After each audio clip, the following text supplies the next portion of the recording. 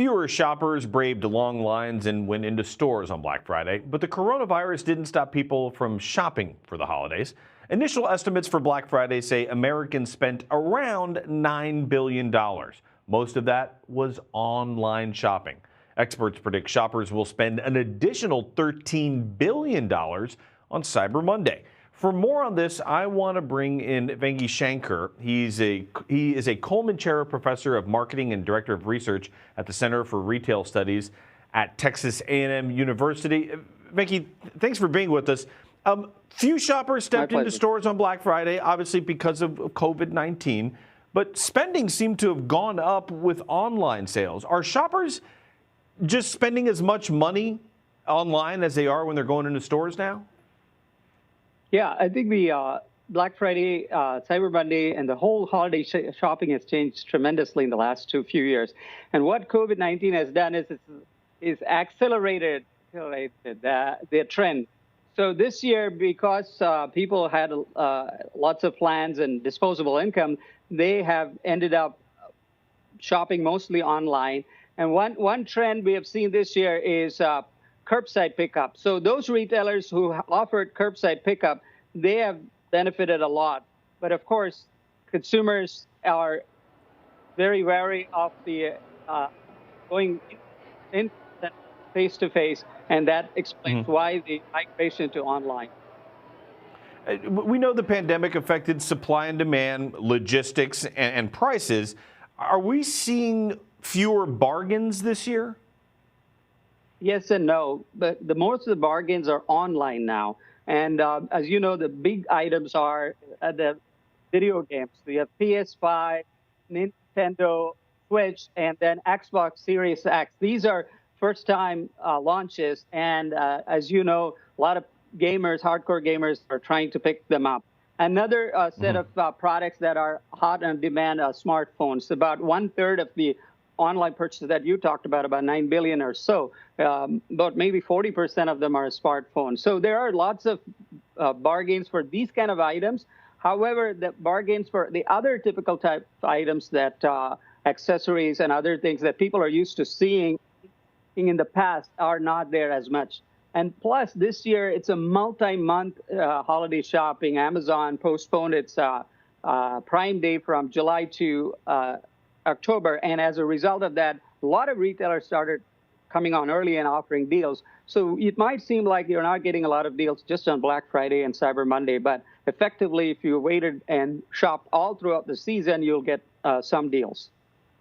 A lot of people obviously have lost their jobs during the pandemic, lost income, including those who depend on seasonal retail jobs who may be picking up extra work right about now. How has this impacted the retail industry when you think they'd be booming right now?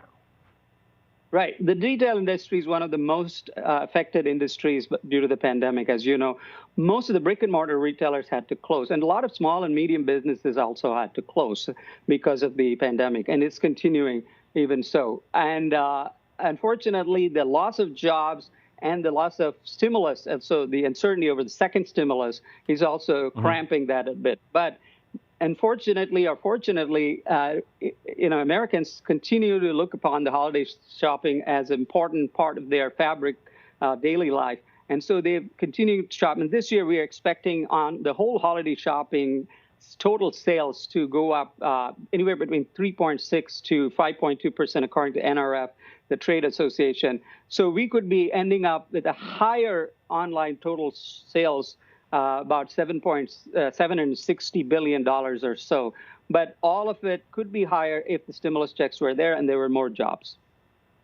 Now, there's also talk of a potential vaccine on the way, and exactly when it's going to be distributed varies per vaccine. But is that going to be enough to save brick and mortar stores that have been hit hard by the pandemic, with people getting a shot and feeling comfortable enough to going into the stores? Is that going to be enough? That may not be enough, because what we have witnessed is the new normal, and people have gotten used to shopping from the comfort of the couch. So convenience trumps in the end. So people are not going to change that kind of habit. They might want to go back into brick and mortar stores, but it'll take a while for them to go back.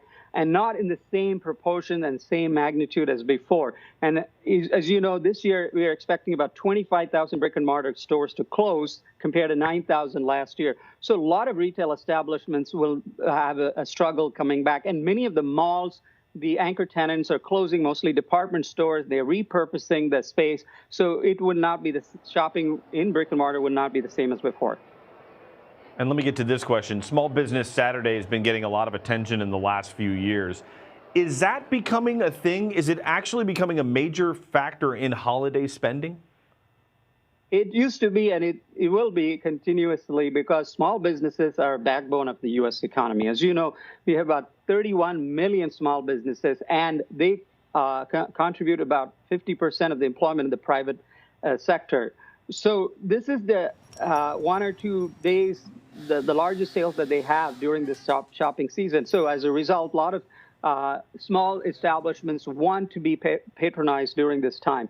About 160,000 small businesses have to close due to pandemic, and 60% of them may not reopen. So now's the time for everybody to contribute to small business. And I think they made that pitch, and we will see Americans contributing to small businesses by shopping during this time.